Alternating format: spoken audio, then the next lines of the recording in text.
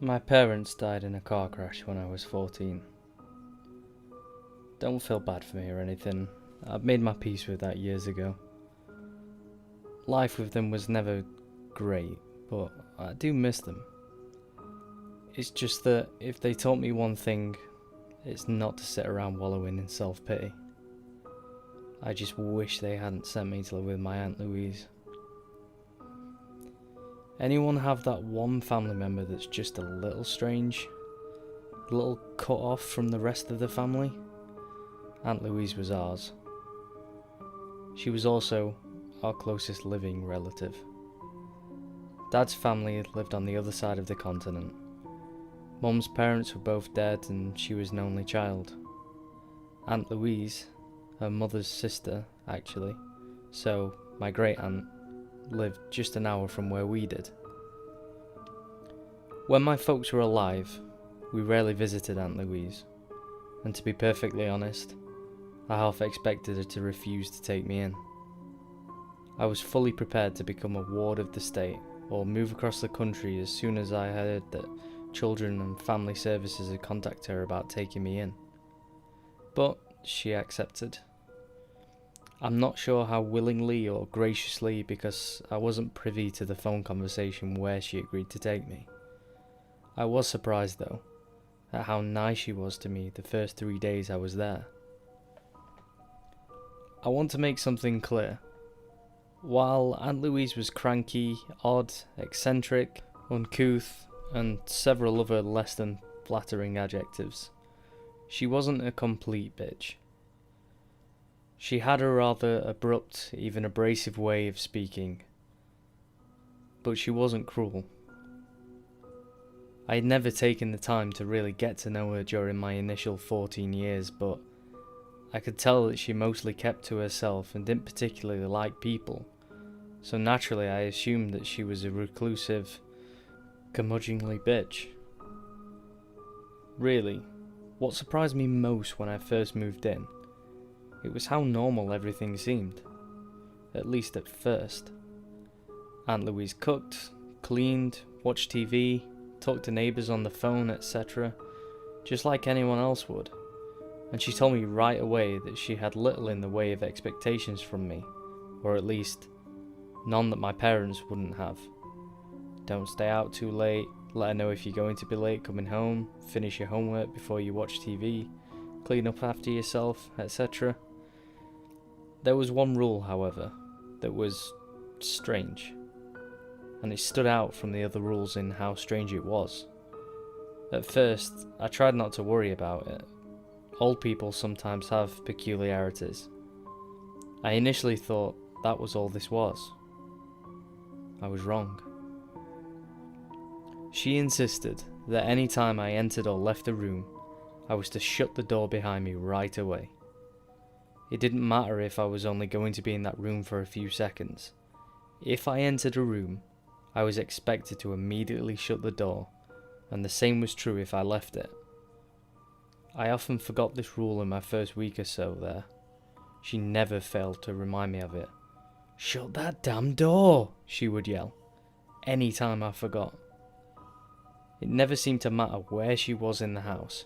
She could always tell when I had not shut a door just after opening it. Her house was old, and my understanding is that she was not its first owner. She had lived in it since Mum was a girl. I had no idea how old it was. It could easily have been over 100, judging by its design and layout. It had 2 floors, a basement, and a sub-basement. That last floor threw me for a bit of a loop when I discovered it existed. I was washing a load of my clothes when I noticed a door, closed, naturally, in the far wall of the utility room. The basement was unfinished, with mostly dirt flooring and bits and bobs stacked or piled or shelved everywhere. The only room you could really walk through without fear of stepping on something or knocking over a stack or pile was this laundry room, which was also the only tiled floor down there. The door I found in the basement had a board laid across it, easily movable. It was as if Aunt Louise wanted a border there, but not one that she couldn't get past if need be. My curiosity overtook me the second time I saw it, and I slid the board away from the door and tried it. It was locked. This didn't strike me as all that strange right away. That is, until I realised that this was the only room in the house, other than the doors leading outside, that Aunt Louise kept locked. I asked her about it one day. She was cooking. "The door in the basement?" she answered. "That's the sub-basement. Not much down there. I mainly keep my preserves down there. It's cool enough for them to keep." "Right," I answered. This didn't really explain why she kept it locked. "So, if I ever wanted to take a look around down there..." "For the love of Christ, boy! Why would you want to do that?" I noticed with that response that her face had changed. Aunt Louise mostly wore the same expression. A scowl like someone had just tracked mud onto her freshly shampooed carpet. Again, she wasn't as nasty as her expression indicated, but it was the expression she was most used to making, apparently. But when she responded to my desire to see what was behind that door, her eyebrows raised and her mouth quivered for just a second before answering. It was so slight, others might not have noticed it, but by that time, I knew enough about Aunt Louise to equate that with the scream of horror. I knew then that I had to see what was behind that door. I've always been a curious type, you see. I've never been able to stay away from something that aroused my curiosity, even if my good sense told me better. I wanted nothing more after that than to see what was in that sub-basement. But how was I to get around the lock? That was going to be an issue. Aunt Louise kept all her keys on a single ring. There weren't many of them, but I figured if the door to that sub-basement was anywhere, it was there. I just had to find a way to take it from her. This turned out not to be so simple. For one thing, it was not possible to get around the house without being heard. I couldn't sneak from my bedroom to hers in order to sneak the keys without opening and closing all the doors in between us. Mine, the door in the far part of the hallway, and hers. Believe me, even if I simply left all the doors open, she somehow knew. I once had to go to the bathroom in the night and I forgot to close the hallway door. I had just made it to the bathroom when I heard her yell, even while asleep, "Shut that damn door!" I hurriedly turned back and went to close the hallway door, forgetting to close the bathroom door, and I heard it again. "Shut that damn door!" For that matter, Aunt Louise's room had a squeaky door that also had a catch to it, so when she opened it, it sounded like a...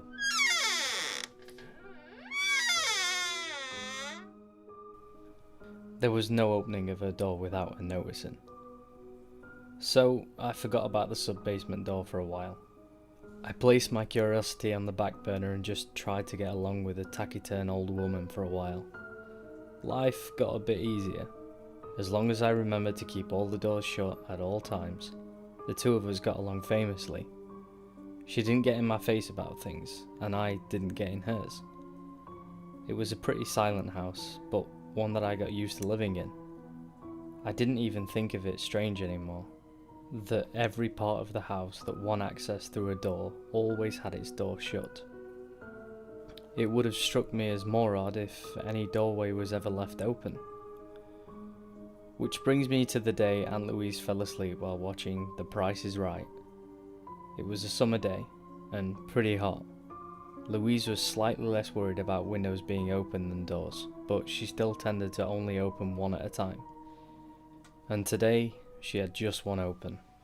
One that wasn't doing much at all to cool down a boxed-in house that had zero room for airflow thanks to Aunt Louise's chief eccentricity. So, naturally, she fell asleep, and I saw my chance. Her purse was at her feet. I was sitting in the chair directly beside hers, reading an Avengers comic book and trying to ignore the repeated calls of "Come on down" from the TV. I looked over at her and saw that she was in a deep doze.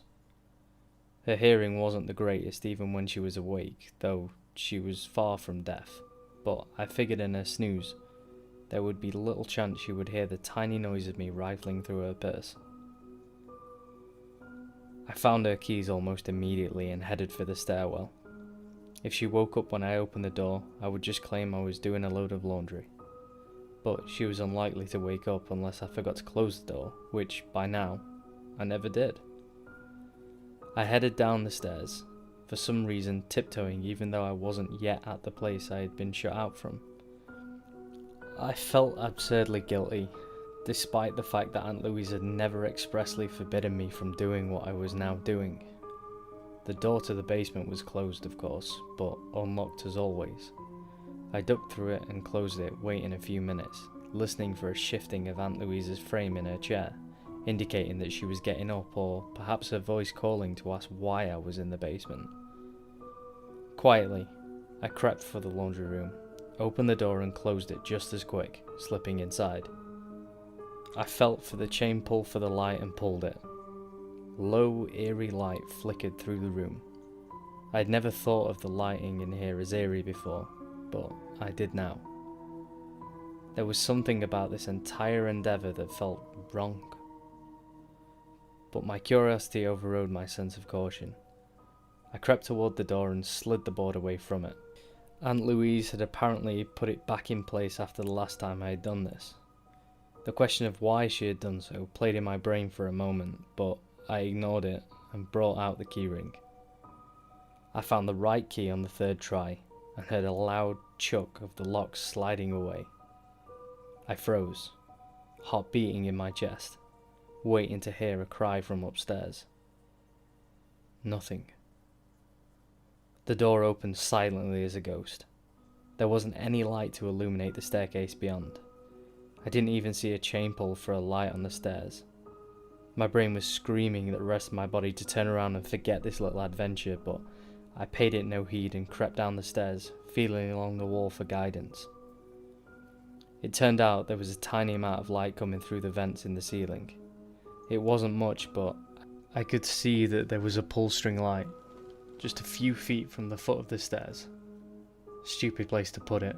It should be right at the landing, but I walked down what appeared to be a fairly compact hallway and pulled the string. If possible, the light that flickered on was lower than the light from the laundry room. I could barely tell it had turned on.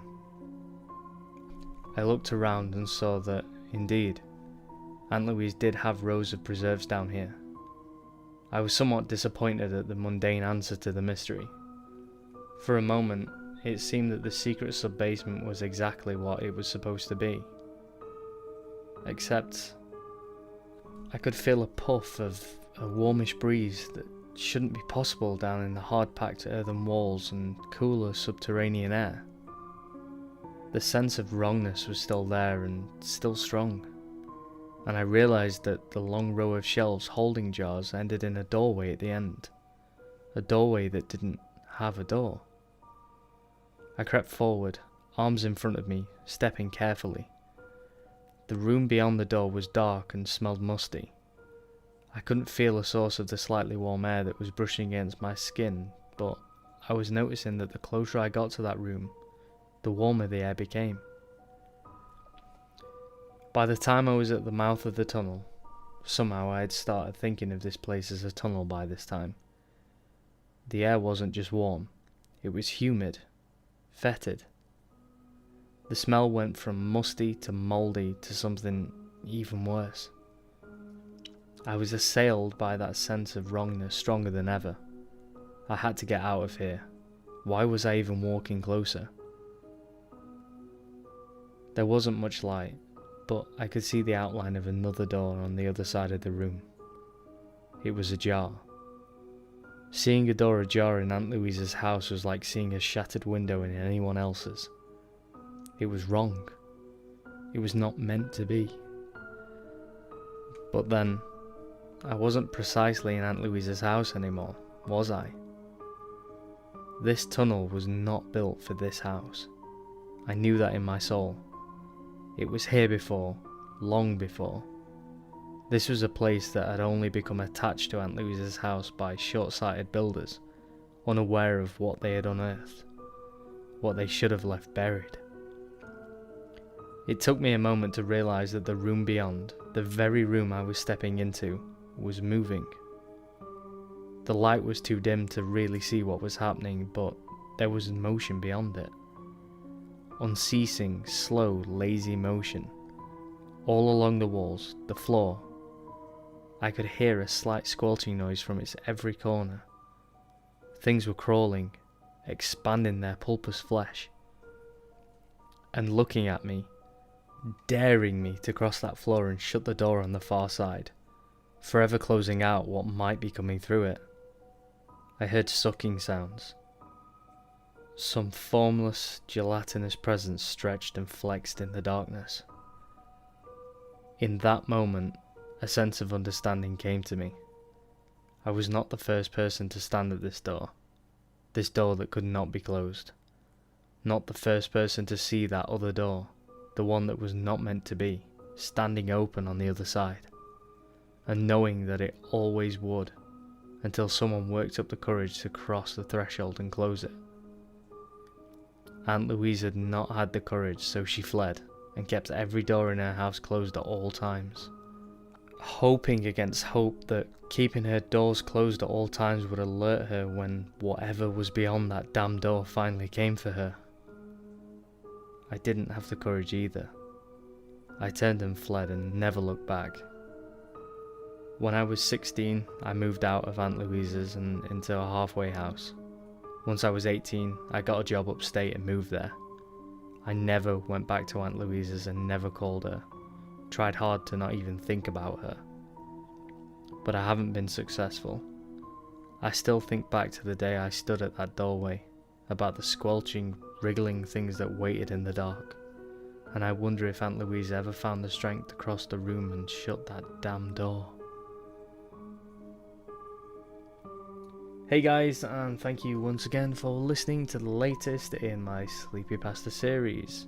The feedback that I've gotten through YouTube and the Facebook page has been overwhelming, and I'm so happy that you guys are enjoying this, and I will keep this going for as long as I can. So if you've got any feedback for this one, any comments, suggestions for future stories, don't hesitate to post them down below or inbox me on the Facebook page, which is in the link in the description. Thank you once again, and take care.